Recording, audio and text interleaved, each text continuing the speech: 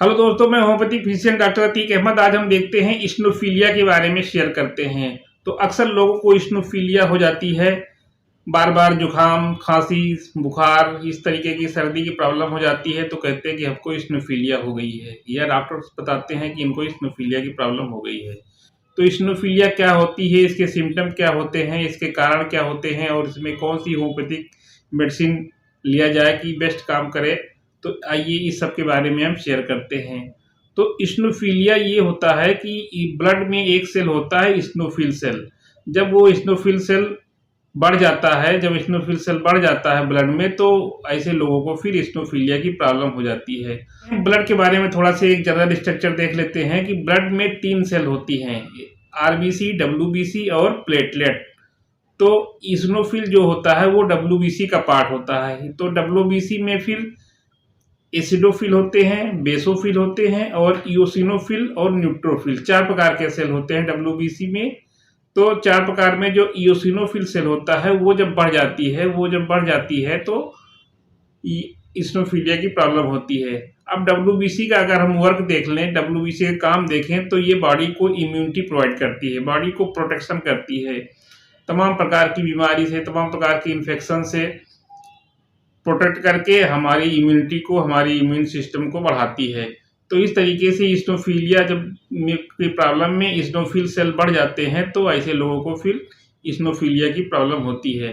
अब अगर इसके सिम्टम की बात करें तो सिम्टम में फीवर होता है, कफ होता है, मोस्टली तो फीवर होता है, खांसी हो जाती है, कफ होती है। कफ कभी-कभी काफ़ी दिन तक चलती रहती है, यानी जब तक इस्नोफिल सेल नॉर्मल लेवल में नहीं आ पाते हैं तब तक वो खांसी की प्रॉब्लम होती रहती है, बुखार बना रहता है। फिर धीरे-धीरे करके जो है वेट लॉस हो जाता है, वज़न कम होने लगता है, थकावट जैसी लगती है और जो है वीकनेस, कमज़ोरी आ जाती है। और खांसी अगर काफ़ी दिन से बनी रहती है तो फिर धीरे-धीरे करके वो अस्थमा की प्रॉब्लम हो सकती है। और इसमें क्या होती है, नाक अक्सर बहती है, रनिंग नोज़ होती है। नोज़ अक्सर जैसे इस्नोफिलिया वाले कंप्लेंट में पेशेंट अक्सर बताते हैं, डॉक्टर साहब हमारी नाक बह रही है, हमारी नाक कितने दिन से बहती रहती है। यानी जुकाम हो जाता है, बार-बार छींक आती है, जुकाम हो जाती है, कफ कोराइजा, ये सब प्रॉब्लम हो जाती है। तो ये इसमें जो है मेन ये होता है कि इसमें जो है बुखार, खाँसी, ये सब प्रॉब्लम हो जाती है। तो जो जब मोस्टली जो सर्दी खाँसी में हो जाती है, ज़्यादातर सिम्पटम वही होते हैं। बस आइडेंटिफ़िकेशन के लिए केवल जो है जाँच करा लिया जाता है। जब जाँच में, इन्वेस्टिगेशन में जब इओसिनोफिल सेल बढ़े रहते हैं तो फिर वो क्लियर हो जाता है कि हाँ, इनको इस्नोफिलिया की प्रॉब्लम होती है। अब देखते हैं इसमें कॉज़ की बात देखते हैं, तो क्या कारण है, किस वजह से ये जो है इस्नोफिलिया की प्रॉब्लम हो जाती है। तो कॉज़ में अगर देखें तो पैरासिटिक इन्फेक्शन, यानी तमाम प्रकार के पैरासाइट जो एटमॉस्फेयर में रहते हैं, उसकी वजह से अगर जो है इस्नोफिलिया सेल बढ़ जा रहे हैं, इस्नोफिल सेल बढ़ जा रहे हैं, तब वो इस्नोफिलिया प्रॉब्लम होती है। तो वो पैरासिटिक इन्फेक्शन की वजह से होती है।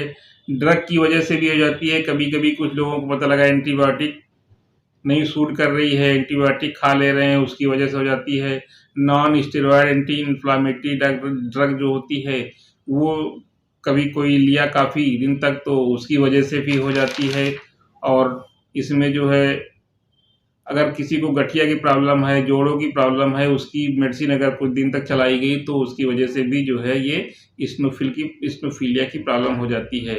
अब इसमें देखें एलर्जी की वजह से हो जाता है। कुछ लोगों को जैसे किसी चीज़ की एलर्जी होती है, या किसी को कोल्ड की एलर्जी होती है, ज़रा सी कोल्ड ड्रिंक पी लिए, ठंडी चीज़ खा लिए तो हो उसको भी हो जाती है। या किसी को डस्ट एलर्जी है, धूल धूल मिट्टी वाले जगह पे चले गए जहाँ पे धूल उड़ रही है, या ऐसे काम के पास बैठे हुए हैं जहाँ पे मिट्टी वाला काम हो रहा है, धूल उड़ रहा है, तो ऐसे लोगों को भी डस्ट एलर्जी होती है, यानी इसकी वजह से भी इस्नोफिलिया की प्रॉब्लम होती है।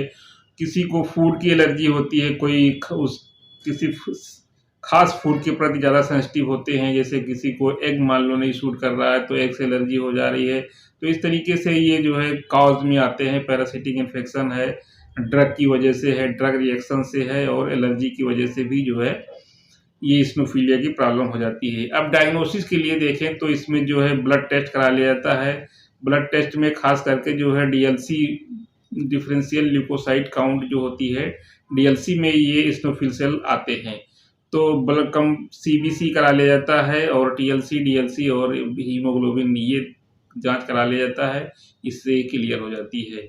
अब इसमें देखें तो होम्योपैथिक मेडिसिन में कि कौन-सी होम्योपैथिक मेडिसिन बेस्ट काम करती है, तो होम्योपैथिक मेडिसिन में सिम्पटम वाइज़ जो सिम्पटम मैच करे मेडिसिन के उस हिसाब से वो मेडिसिन ले ली जाती है। जैसे नंबर 1 मेडिसिन इसमें एकोनाइट मेडिसिन होती है, बहुत बेस्ट काम करती है। एकोनाइट में क्या होता है कि बुखार तेज़ होता है, खाँसी होती है और अगर वो ड्राई कोल्ड एयर की चपेट में पेशेंट आ गया है, ड्राई कोल्ड एयर के एटमॉस्फेयर में वो आ गया है, उसकी वजह से अगर वो प्रॉब्लम हो रही है, तो ऐसे केस में जो है ये एकोनाइट मेडिसिन बेस्ट काम करती है। इसमें बुखार तेज़ होता है और थ्रस्ट काफ़ी जो है बर्निंग थ्रस्ट होती है, यानी बार-बार पानी पीने का मन करेगा, ज़रा से पानी पिएगा, 1-2 घूँट पानी पिएगा, उसके बाद फिर हटा देगा। तो बार-बार पानी पीना चाहेगा, यानी बर्निंग थ्रस्ट होती है, यानी प्यास बुझती नहीं है।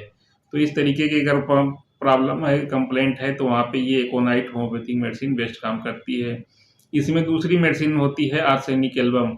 आर्सेनिक एल्बम जो है अगर कोल्ड एलर्जी है, कोल्ड की प्रॉब्लम है, यहाँ तक कि डस्ट एलर्जी है, तो ऐसे केसेस में भी जो है ये आर्सेनिक एल्बम बहुत अच्छा काम करती है। और अगर फूड की वजह से हो रही है, फूड एलर्जी हो रही है, तो फूड के एलर्जी में भी ये आर्सेनिक एल्बम मेडिसिन बेस्ट काम करती है। इस मेडिसिन को लेने के लिए जो है 200 पावर में हफ्ते वाइज लिया जाए, यानी रोज़ इसको नहीं लेना है, हफ्ते में 1 खुराक लेना है।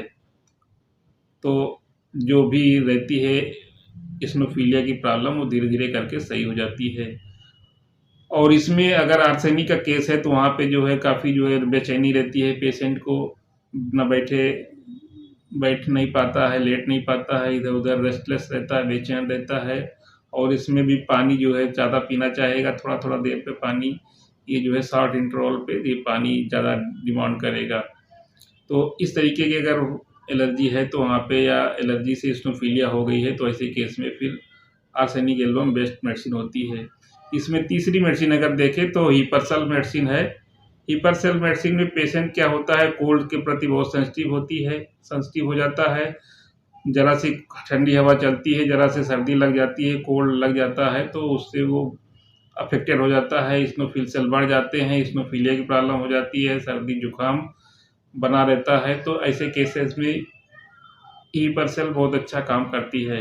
एक मेडिसिन और आती है, बेलाडोना मेडिसिन होती है। बेलाडोना भी बहुत ही बेस्ट काम करती है। बेलाडोना में फ़ीवर अगर जो है ज़्यादा रह रहा हो, अगर प्रॉब्लम एक बैग आती हो, सर्दी-जुकाम की प्रॉब्लम एक बैग हो रही हो और चेहरा बिल्कुल से रेड हो जाता है, तमतमाया रहता है, लाल हो जाता है और बुखार तेज़ रहता है, तो ऐसे केसेस में बेलाडोना मेडिसिन बेस्ट काम करती है।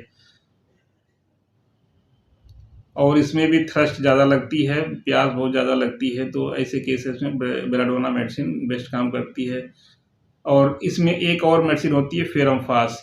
फेरमफास 6x पावर में ये मेडिसिन बहुत ही अच्छा काम करती है और 6x पावर में 4-4 मेडिसिन जो है 4-4 गोली दिन में 3 बार लिया जाए, ये कंपल्सरी है लेना। यानी कोई इसनोफिलिया की प्रॉब्लम अगर किसी भी तरीके की हो रही है, तो ये फेरमफास अगर शुरुआती की दौर की है इसनोफिलिया प्रॉब्लम, तो वहाँ पे फेरमफास मेडिसिन बहुत ही बेस्ट काम करती है। 4-4 गोली दिन में 3 बार ले लिया जाए तो। और साथ में आर्सेनिक एल्बम मेडिसिन जो बताया गया है वो हफ्ते में 1 बार लेना है, वो 3-4 हफ्ते लगातार लिया जाए। और साथ में जो है सिम्पटम के हिसाब से बेलाडोना और एकोनाइट और हिपरसल जो भी मेडिसिन के सिम्पटम मैच कर रहे हैं वो मेडिसिन साथ में लिया जाए, तो जो भी इसनोफिलिया की प्रॉब्लम होती है वो धीरे-धीरे करके सही हो जाती है। तो दोस्तों मेरा ये वीडियो अच्छा लगे तो इसको लाइक करें, शेयर करें और भी लोगों को शेयर करें जिससे एक दूसरे को जानकारी हो सके। और हमारे चैनल पे अगर नए हैं तो हमारे चैनल को सब्सक्राइब नहीं किए हैं तो सब्सक्राइब कर दें, बेल आइकन को प्रेस करें जिससे इस तरीके से हेल्थ संबंधी वीडियो की नोटिफिकेशन आपको सबसे पहले मिल सके।